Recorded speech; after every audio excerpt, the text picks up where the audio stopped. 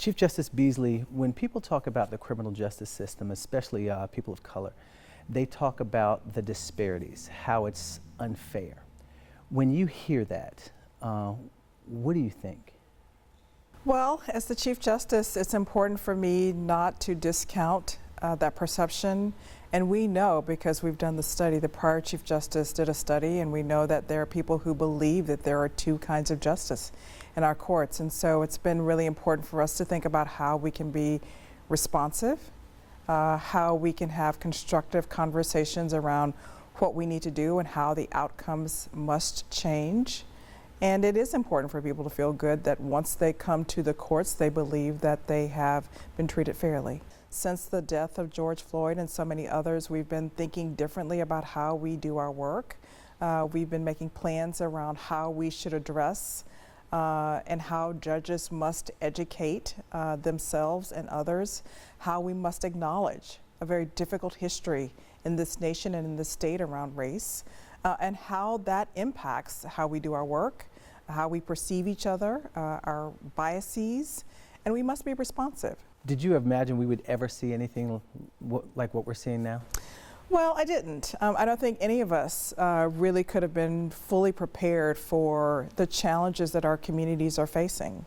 So, Chief Justice Beasley, how does this country, how does this state move forward from the predicament we're in with the racial tensions and everything that's going on?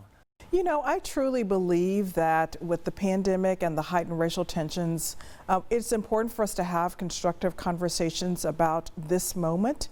It is important for us to also acknowledge the very difficult history around race and gender inequities in this nation.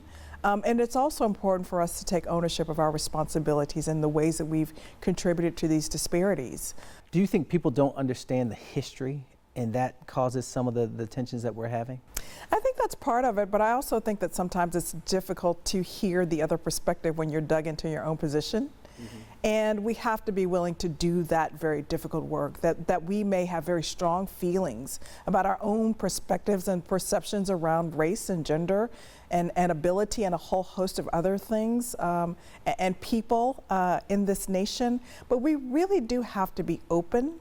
And I think we're big enough to do that. I mean, when you think about the makeup of North Carolina and the diversity of those who live here, we really are at a place where this state and this nation are ready to have those conversations and to have those advancements. So is there hope in your heart that, you know, we are going to find a better place in the future? Oh, I'm indeed hopeful. It is always through challenges and overcoming those challenges, and every single period in this nation's history, we've had to pull together and work through some very difficult times, and we always come out better on the other side. All right. That's what we need.